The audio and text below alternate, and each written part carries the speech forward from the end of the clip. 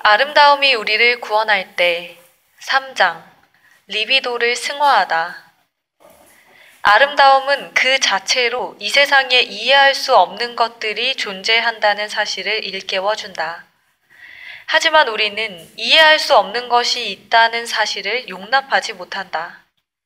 예를 들어 이유도 모르는 채 사랑하는 사람을 떠나보내야 할 때, 깊은 병이 들어 세상을 떠나야 할 때, 우리는 참을 수 없는 고통을 겪는다. 그러나 미적 체험을 할 때 우리는 이해할 수 없던 것을 받아들이고 심지어 사랑하는 법을 배운다. 이런 지혜야말로 우리에게 정말 필요한 것 아닌가? 3-1 억압되어 있던 공격적이고 성적인 충동을 정신적인 방식으로 충족하려면 아름다움이 필요하다.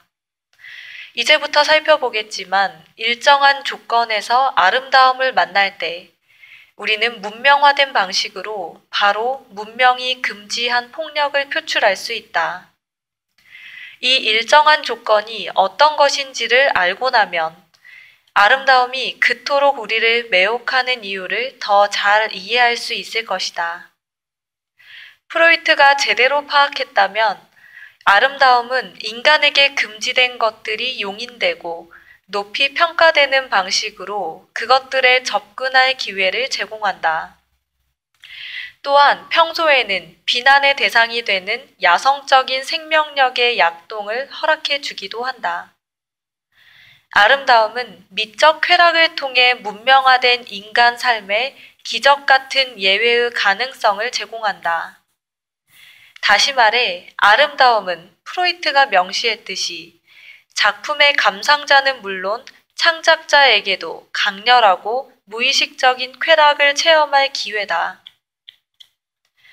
이 대목을 쓰면서 문득 피카소의 그림 우는 여자를 보았을 때 느꼈던 슬픔이 떠오른다. 나는 가슴이 미어지다 못해 분노마저 느꼈다. 그때 내 아이들도 곁에 있었다. 꼬마 유미주 의자들은 그 작품 색과 형태의 아름다움을 높이 샀다. 우는 여자는 정말 아름다운 그림이었다.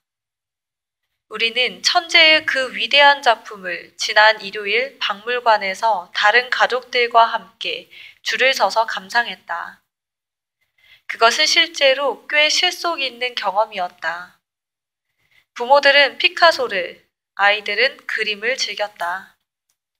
나는 예전에 마드리드의 레이나 소피아 미술관에서 피카소의 게르니카 앞에 섰을 때도 이와 비슷한 분노를 느꼈다. 때마침 내 주위에는 프랑스 사람들이 있었고 분노의 예술, 평화주의적 메시지 같은 말이 또박또박 귀에 들어왔다. 그것은 교양 있는 최상류층 사람들이나 주고받을 만한 얘기였다. 아름다운 작품입니다. 게다가 인도주의적 메시지를 담고 있죠. 그들은 이 그림의 본질을, 야만성을 잊고 있었고 그런 것은 보고 싶어 하지 않았다. 어쩌면 그것을 보지 않으려고 그곳에 와 있는지도 몰랐다. 나는 딸아이의 손을 잡고 이렇게 얘기해 줄 수도 있었을 것이다. 자, 보렴. 도라가 울고 있어. 왜냐고? 그야 피카소가 사랑하는 여자들을 죄다 잡아먹은 잔혹한 악당이었기 때문이지. 특히 네가 좋아하는 만화 주인공 도라와 이름이 같은 이 도라라는 여자는 탐험가였단다. 그림 속 여자처럼 도라도 늘 울었고 우울증도 앓았단다. 자크라캉이라는 아주 유명한 정신분석학자도 도라의 우울증을 고쳐주지 못했어. 결국 도라는 자살하고 말았단다. 지금 네가 보는 것처럼 이 여자는 그림에서 울고 있고 실제로도 아주 슬프게 울었어. 하지만 우리는 그런 건 생각조차 하지 않고 하나같이 근사하게 빼입고는 다른 작품들 앞을 설렁설렁 지나가듯이 이 여자도 그냥 스쳐 지나가고 있잖아. 우리가 왜 이렇게 도라의 슬픔에 무심하냐고? 비록 드러내놓고 말은 하지 않지만 천재한테는 악당이 될 권리가 있다고 생각하기 때문이야. 천재가 우리 문화에 이바지한 공로에 대한 보답으로 그런 특권을 주는 거지. 그리고 우리는 우리를 매혹하는 것의 실체를 보고 싶어 하지 않기 때문이야. 어쩌면 이 그림에서 무의식적으로 우리를 매혹하는 것이 여자를 슬프게 하는 폭력, 여자를 울린 그 남자의 폭력이기 때문에 그 실체를 못 본 척 하는 것인지도 몰라. 그리고 피카소는 예술을 통해 우리에게 반사회적이고 공격적이고 성적인 본성을, 우리의 폭력성을 사회에서 통용되는 문명화된 방식으로 표출할 권리를 주기 때문인지도 모르지. 문명은 그런 폭력성을 우리한테 억압하도록 강요해 놓고는 박물관이라는 이 한정된 울타리 안에서 승화하라고 부추기는 거야. 사람들은 게르니카에 피카소의 평화주의적 메시지가 담겼다고 말하지. 하지만 게르니카를 보고 피카소의 인도주의적 참여나 민간인 폭력에 대한 비판은 떠올리면서 우리가 이 화폭의 형상과 색감이 자극하는 공격적이고 호전적인 충동을 만족시킨다는 사실은 왜 깨닫지 못할까?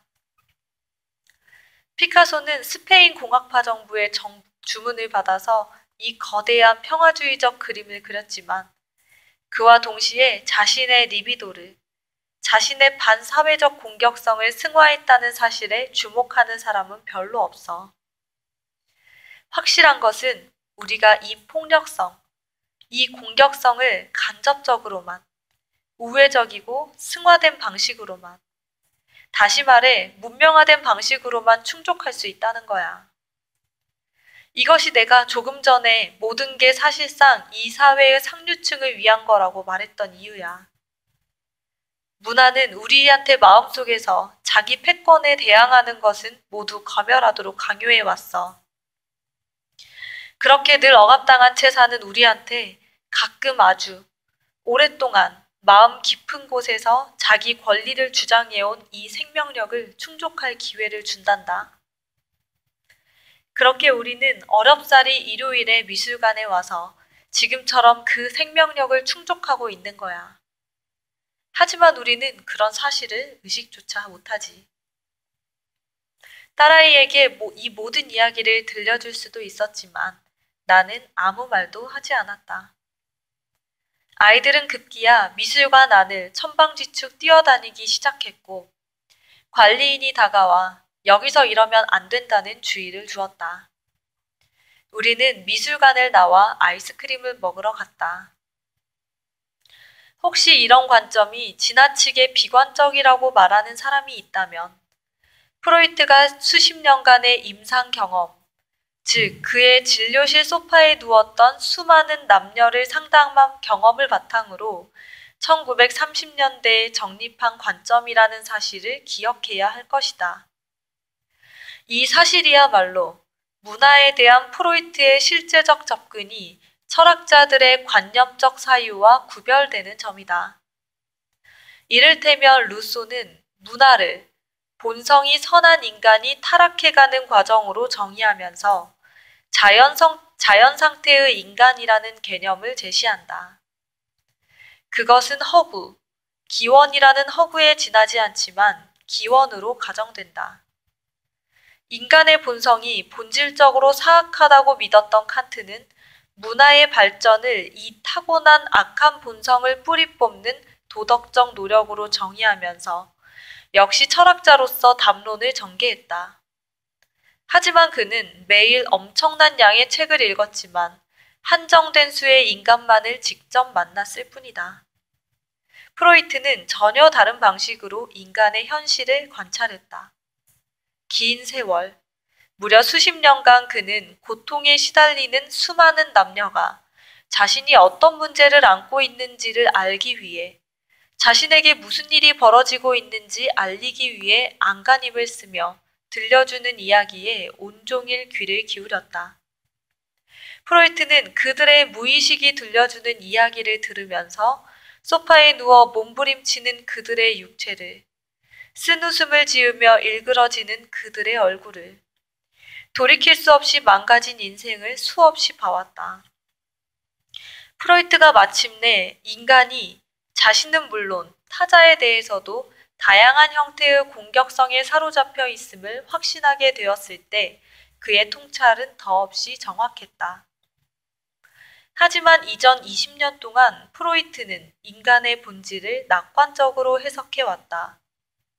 심지어 그는 억압된 욕망을 환자가 스스로 의식화하는 순간에 거의 기적적으로 모든 증상이 사라질 수 있다고 믿었다. 하지만 그는 이런 낙관주의를 철회했고 문명 속의 불만을 관통하는 정서도 바로 환멸이다. 이런 비관주의는 먼저 쾌락 원칙을 넘어서라는 글에서 나타나기 시작했다. 이 글에서 프로이트는 치유되기를 원하지 않는 환자들, 즉 자기 증상에 고착된 환자들을 자주 목격해 왔다고 수레한다.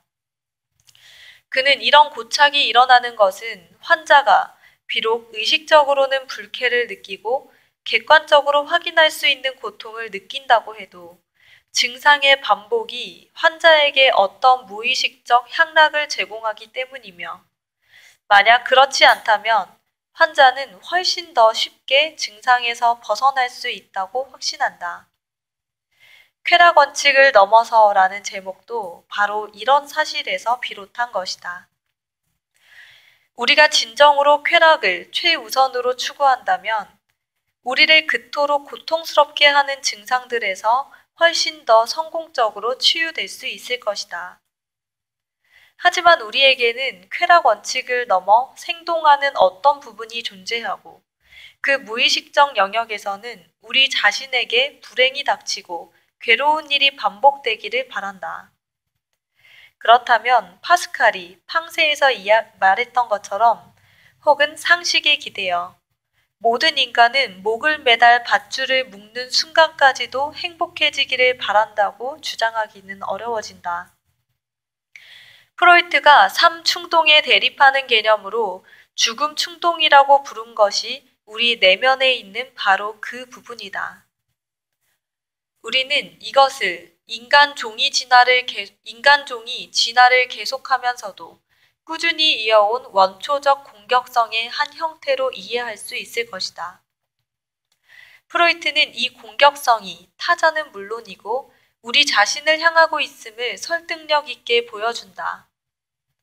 우리는 타자를 괴롭히고 싶어 하는 것과 마찬가지로 자신도 괴롭히고 싶어 한다.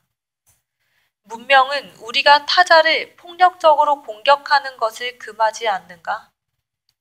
그렇다면 우리가 마음 놓고 괴롭힐 수 있는 대상은 우리 자신뿐이다. 우리는 그렇게 행복을 가로막는 병적인 행동을 반복하거나 스스로 죄의식을 키우며 자신을 괴롭힌다. 타자를 공격할 권리가 없는 우리가 그러고 싶은 욕구를 느낄 때 우리는 그 욕망을 억압하고 도덕적 자책의 형태로 자신을 공격하는 것이다. 이처럼 정도 차이는 있겠지만 우리 모두가 안고 있는 이런 죄의식은 문명 속에 불만이 표출되는 대표적인 형태 가운데 하나다. 종종 우리가 잘못한 일도 없이 죄책감이 드는 이유는 문명화된 동물인 우리 인간은 단지 나쁜 짓을 하고 싶은 마음을 품기만 해도 실제로 나쁜 짓을 했을 때만큼이나 심한 죄의식에 시달리기 때문이라고 프로이트는 지적한다. 문명은 폭력을 금지하기 위해 어떤 방법을 쓰는가? 프로이트는 스스로 질문을 던지고 이렇게 말한다. 금지된 폭력은 내적으로 투사되고 내면화하는데 결국 출발점으로 되돌아온다. 다시 말해 자아로 향하게 된다는 것이다. 그렇게 폭력성을 얻은 자아의 일부가 바로 초자아다. 초자아는 자아의 나머지 부분과 대립하고 타자들을 상대로 발산하고 싶었던 가차없는 공격성을 윤리의식이라는 명분으로 자아를 향해 분출한다. 엄격한 초자아와 그에 굴복하는 자아 사이의 긴장을 우리는 죄의식이라고 부른다. 그리고 그 긴장은 처벌 욕구라는 형태로 나타난다. 문명은 개인을 무기력하게 하고 무장해제하고 마치 점령한 도시의 주둔군이 그렇게 하듯이 마음속에 재판소를 세우고 그것을 통해 자신을 감독함으로써 개인의 위험한 공격 욕구를 통제한다. 이것이 바로 오늘날 인류라는 문명화된 동물이 영위하는 역설적인 삶이다. 우리는 야만에 대해 승리를 거두었지만 그 승리는 우리 자신을 나약한 존재로 만들었다. 이처럼 우리는 자신이 거둔 승리의 희생자나 다름없다. 그러나 우리가 아직 절반밖에 묘사하지 않은 그 장면을 통해 판단한다면 그래도 그것은 썩 괜찮은 승리다.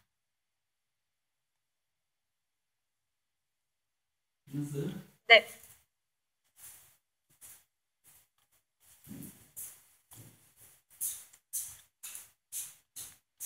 여기서 봐야지.